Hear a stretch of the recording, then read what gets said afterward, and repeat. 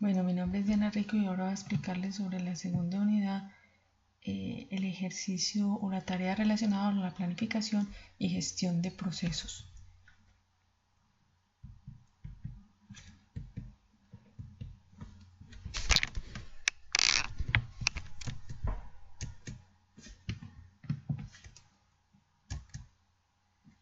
Vamos a mirar los objetivos de la planificación de procesos, algoritmos de planificación.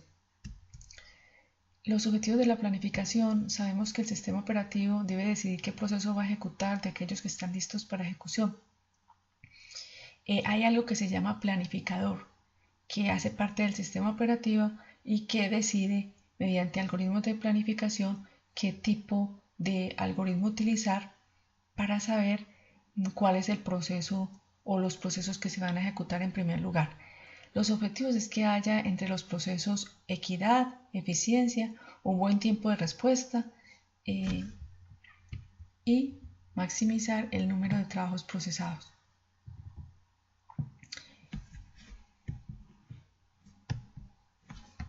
Entonces, ese es como el objetivo que se pretende con lo que tiene el sistema operativo. El comportamiento de los procesos es único e impredecible. Hay muchos procesos de entrada y salida, hay muchos cálculos y muchas veces los procesos se tienen que ejecutar simulando que fuesen paralelos. Pero realmente el sistema operativo debe decidir a través del planificador, como dije ahorita, cuál es el proceso que debe de ejecutarse en primer lugar. Se debe asegurar que un proceso no va a monopolizar el procesador. Con cada interrupción del sistema operativo, toma el control y decide si seguir con el proceso actual o pasar a otro. Se pueden utilizar distintos algoritmos de planificación. Hay uno que aquí vamos a explicar algunos de ellos. Primero llegando, primero servido. El proceso más corto, ronda, y el proceso según prioridad. Primero llegando, primero servido. La idea es que se va ejecutando el primer proceso que llegue. Supongamos tenemos estos procesos, el proceso A, B, C, D y E. Estos son los tiempos de llegada. O sea, como aquí observamos, el que llegó de primero fue el proceso C. Por ser el primero que llega es el primero que se ejecuta. Estos son el tiempo de uso del procesador. Este es el tiempo de uso del procesador y nosotros, la idea es que ustedes formen esta tablita definiendo cuál es en qué momento es que se inicia, en qué momento es que se termina y cuál es el tiempo de espera. Este tiempo de espera, estos otros elementos también ustedes lo harían, pero pues ya están las formulitas utilizadas dentro de la documentación para que ustedes sepan estos elementos acá cómo se calcula. Pero vamos a mirar sobre todo acá el tiempo de espera, porque cuando sacamos nosotros el promedio para este grupo de procesos es que podemos determinar cuál es el tipo de proceso que vamos a usar para poder que sea más eficiente para el sistema operativo. Entonces, aquí en este caso, como es primero llegando, primero servido, el primero es el C. Por eso entonces aquí está de primero. Tiempo de llegada es 0 y el tiempo de uso del procesador es 3. Luego, el que seguiría sería D, que llegó de segundo. El tiempo de uso del procesador es 4, entonces 3 y 4 sería 7.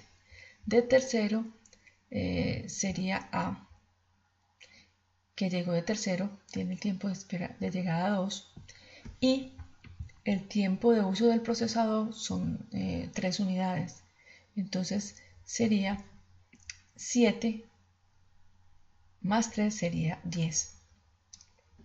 Luego seguiría E, que llegó de cuarto, y luego seguiría B. E tiene 2 unidades de tiempo y B tiene y B tiene una unidad de tiempo, es el cuarto. Recuerden que este es el orden en que llegó y este es el tiempo de uso del procesador, entonces el B utiliza una unidad de tiempo. ¿Cómo se obtiene? Entonces aquí está inicio y fin que se hizo según lo que les expliqué acá con esta cola aquí que observamos. El tiempo de espera, ¿cómo se calcula? Es el tiempo en que se demoró para iniciar, que bueno, este por ejemplo inició en el tiempo 7, y el tiempo de llegada.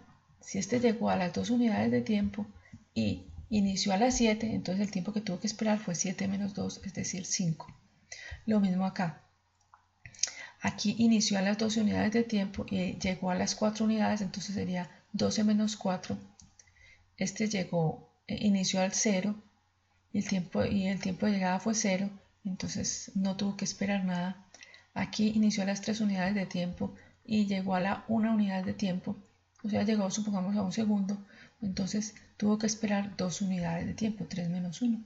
Y aquí 10 inició a las 10 unidades de tiempo y el tiempo de llegada fueron 3 unidades, entonces sería 10 menos 3. Ahora seguimos con el proceso más corto o el trabajo más corto, lo que quiere decir que se ejecuta el proceso que se demora más, utiliza menos el procesador, o sea, que este valor sea el más pequeñito. Entonces primero observamos cuál es el que llegó de primero, el proceso que llegó de primero, entonces sería el proceso C, que llegó en el tiempo 0, entonces es el primero que se ejecuta. Dura 3 unidades de tiempo. En esas 3 unidades de tiempo, ¿qué otros procesos han llegado? Entonces son el proceso A, el proceso D y el proceso E. De los procesos A, D y E, que son los que han llegado en estas 3 unidades de tiempo, ¿cuáles son los que tienen el menor uso del procesador? Entonces este tiene 3, el A tiene 3, el C tiene 3 y el E tiene 2, entonces se ejecutaría el 2 por ser el proceso más corto. Entonces después del proceso C seguiría el proceso E y tomaría 2 unidades de tiempo. Después de este proceso, en los 5 unidades de tiempo, ¿quiénes son los procesos que han llegado? Entonces en estas 5 unidades han llegado el proceso A, que todavía no se ha ejecutado, el proceso B y el proceso D. De estos 3, ¿cuáles son los que tienen la menor unidad de tiempo en el procesador? Este tiene 4 unidades, proceso D. El proceso B tiene 1 unidad de tiempo y el proceso A tiene 3. Entonces, de estos 3, el más corto es el proceso B, entonces sería el que se ejecutaría enseguida. En estos 6 unidades de tiempo, ¿cuáles son los otros procesos que no se han ejecutado y que pues ya han llegado? Ya están como listos. Recordemos que ese es el estado donde debe de quedar el proceso. Entonces sería el proceso A y el proceso D. El proceso A que llegó a los 2 segundos y el proceso D que llegó a los segundos. Entre el proceso A y el proceso D, ¿cuáles son el que tiene o tiene menos uso o menor uso del procesador? Entonces el proceso A utiliza 3 unidades y el proceso D utiliza 4. Entonces en este caso se ejecutaría primero el proceso A, las 3 unidades de tiempo. Empezaría en 6, terminaría en 9. Y ya luego por último entonces el proceso D, que tiene 4 unidades de tiempo. Así se llenaría esta tablita. El tiempo de espera entonces, ¿qué sería? El tiempo en que inició menos el tiempo en que llegó. Entonces, ¿cuál fue el tiempo que tuvo que esperar? Aquí tuvo que esperar 4 unidades de tiempo. Aquí es 6 menos 4, o sea, aquí es 5 menos 4, o sea, el tiempo en que inició, en que pudo empezarse a ejecutar, menos el tiempo en que llegó. Ese fue el tiempo de espera. Entonces así es como se ejecuta esto, 5 menos 4. Este no tuvo que esperar nada porque llegó de primero, el tiempo de llegada fue también de primero. Este inició a las 9 unidades de tiempo y llegó a la 1 unidad de tiempo, es decir, 8. Y este inició a las 3 unidades de tiempo y el tiempo de llegada fue a las 3 también. El otro tipo de algoritmo es el por prioridad. Entonces, en este algoritmo depende de la prioridad de cada proceso. En este caso, el primero que se ejecuta sería el proceso C porque fue el que llegó de primero. Se ejecuta de primero y después este proceso se demora 3 unidades de tiempo en esas 3 unidades de tiempo, ¿cuáles son los otros procesos que han llegado? Ha llegado el proceso A, el proceso D y el proceso E. El proceso B todavía no ha llegado porque llegas a las 4 unidades de tiempo. Entonces, en estos 3 se observa cuál es el que tiene mayor prioridad. Entonces, sería por prioridad. Entonces, como les digo, C sería el que se ejecutaría de primero. Luego, en estas 3 unidades de tiempo han llegado el proceso A, el proceso D y el proceso E. Entonces, de estos 3, ¿cuál tiene mayor prioridad? El proceso A tiene una prioridad de 2, el proceso D tiene una prioridad de 3 y el proceso E tiene una prioridad de 4. Es decir, que se ejecutaría primero sería el proceso 2, que tiene 3 unidades de tiempo, o eso es lo que se demora. Entonces, de 3 a 6. Estas son las unidades de tiempo que se utiliza para ejecutarse ese proceso. En esas 6 unidades de tiempo, ¿qué otros procesos han llegado? Entonces ha llegado el proceso B, el proceso D y el proceso E. De estos 3, de B, D y E, ¿cuáles tienen mayor prioridad? Entonces, el que tiene mayor prioridad entre B, D y E, observemos que estos dos tienen la misma prioridad, pero de estos dos, ¿cuál fue el que llegó de primero? Del B y el D. El que llegó de primero fue el D, entonces ese es el que se ejecuta 4 unidades de tiempo. Llegaría hasta acá. Luego ya se han ejecutado los procesos C, A, D en este orden. ¿Cuáles otros procesos entonces seguirían y que tienen pues mayor prioridad? Entonces faltarían B y E.